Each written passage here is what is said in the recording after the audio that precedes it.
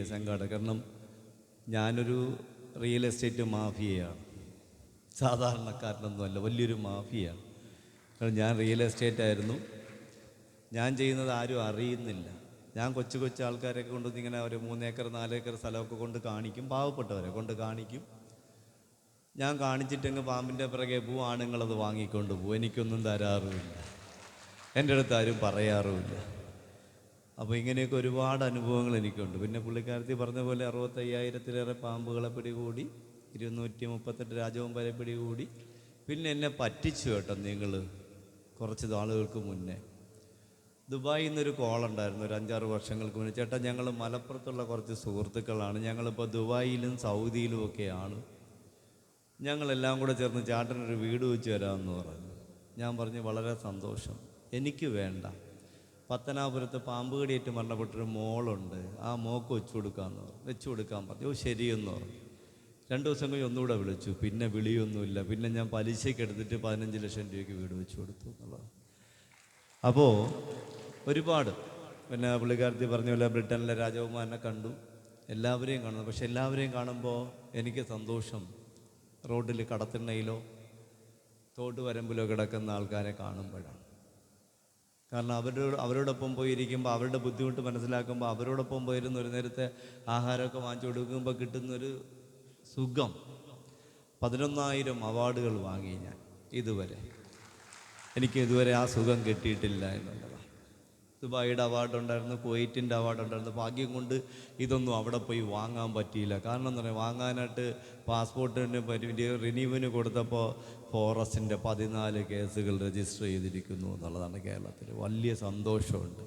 മലപ്പുറത്തുനിന്നില്ല, ഏറ്റവും കൂടുതൽ കോഴിക്കോട്ടുനിന്നും കൊല്ലത്തുനിന്നും പത്തനംതിട്ടയിൽ നിന്നും തിരുവനന്തപുരത്തു നിന്നും ഒക്കെയാണ് പാമ്പിനെ പൊക്കി കാണിച്ചൊന്ന്. പൊക്കി കാണിക്കാനായിട്ട് പാമ്പ് തുണി ഉടുത്തിട്ടില്ലല്ലോ, പിന്നെ എങ്ങനെയാണ് പാമ്പിനെ പൊക്കി കാണിക്കുന്നത്? എന്തൊക്കെയാണ് പറയുന്നതെന്ന് ഒരു പിടിയില്ല എന്നുള്ളതാണ്. എന്തായാലും സന്തോഷമുണ്ട്. കാരണം 14 ജില്ലയിലുള്ള ആൾക്കാർ. ഞാൻ എന്തിനും സാബു സാറിൻ്റെ പേര് പറയുന്നില്ല, പറയുമ്പോൾ ഇനി എനിക്ക് പൈസ തന്നിട്ട് പറയിപ്പിക്കുന്നു. എപ്പോഴും ഒരാളിൻ്റെ പേര് ഇങ്ങനെ പറയുമ്പോൾ നിങ്ങൾ മറ്റുള്ളവരായിരിക്കും കേട്ട് കേട്ട് മടുത്ത്, ഇനിയെങ്കിലും പേര് പറയാതിരിക്കുമെന്ന്.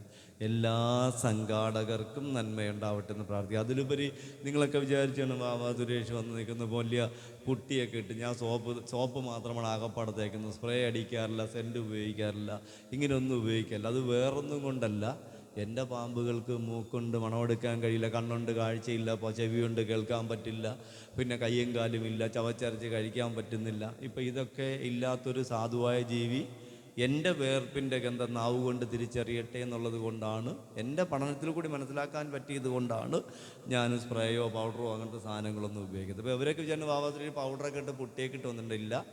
ഈ കളറ് എൻ്റെ അച്ഛൻ്റെ അമ്മയുടെ ഒറിജിനൽ കളറാണ്, അഴിലോക്കത്തുള്ള ആരുടെയും കളറ് കിട്ടിയിട്ടില്ല എന്നുള്ളതാണ്. അതിൽ ഞാൻ സന്തോഷം അറിയിക്കുന്നു. പക്ഷേ നിങ്ങളുടെ മുന്നിൽ ഇപ്പോൾ നിൽക്കുമ്പോഴത്തേക്ക് ഇന്നലെ ഇങ്ങോട്ട് വരുന്ന വഴിയിൽ ഇന്നലെ 3 മണിക്ക് ഞാൻ ഇറങ്ങി.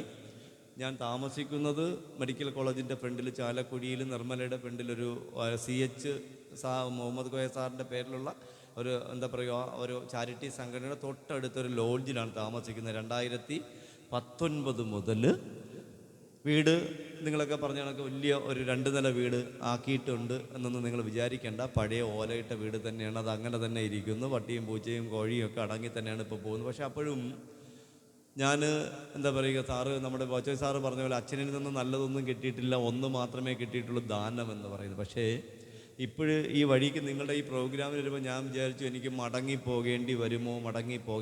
കാരണം എൻ്റെ അച്ഛന് തൊണ്ടയിൽ ക്യാൻസറായിട്ട് 4ാം സ്റ്റേജിൽ വളരെ സീരിയസ് ആയ അവസ്ഥയിൽ മെഡിക്കൽ കോളേജിൽ ഞാൻ ഇന്നലെ രാത്രി പോയി ബോഡിയൊക്കെ തുടച്ച് വൃത്തിയാക്കി കിടത്തിയിട്ടാണ് ഇറങ്ങുക. അപ്പോൾ ഞാൻ വിചാരിച്ചു വരുന്ന വഴിയിൽ എന്തെങ്കിലും സംഭവിച്ചാൽ തിരിച്ചു പോകേണ്ടി വരും, സംഭവിക്കാതിരിക്കട്ടെ എന്ന് പ്രാർത്ഥിച്ചുവിട്ടാണ് വന്നത്. എന്തായാലും ഇതുവരെ കുഴപ്പമൊന്നും ഉണ്ടായില്ല. ഇവിടെ ഇരിക്കുമ്പോൾ ഞാൻ ടെൻഷൻ അടിച്ചിരിക്കുകയായിരുന്നു, എന്തെങ്കിലും സീരിയസ് ആയാൽ.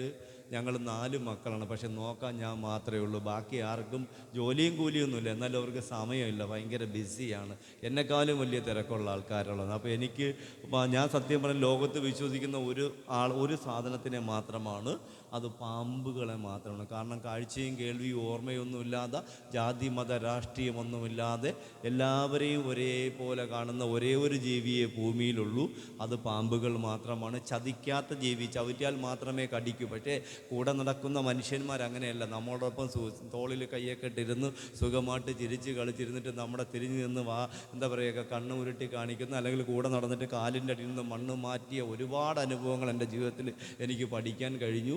ഒരുപാട് എൻ്റെ കൂടെ നടന്നിട്ട് എൻ്റെ ഷർട്ടോ എൻ്റെ അടിവസ്ത്രം പോലും എനിക്ക് ഊരി അശയിൽ തൂക്കാൻ പറ്റില്ല, അപ്പോഴും തന്നെ എടുത്തുകൊണ്ട് ഓടി നനയ്ക്കുന്നൊരു സുഹൃത്ത് എനിക്കുണ്ടായിരുന്നു. അപ്പോഴേ ഞാൻ അദ്ദേഹത്തെ ഒരു കോളത്തിലിട്ടു. ആദ്യത്തെ പണി എനിക്ക് ഇവിടെ നിന്നാണെന്ന് എനിക്ക് എൻ്റെ മനസ്സിലുണ്ടായിരുന്നു. ആദ്യത്തെ പണി എനിക്ക് അവിടെ നിന്ന് കിട്ടി. പിന്നെ ഇങ്ങോട്ട് തിരിഞ്ഞപ്പോൾ ഇപ്പുറത്തു നിന്ന് കിട്ടി.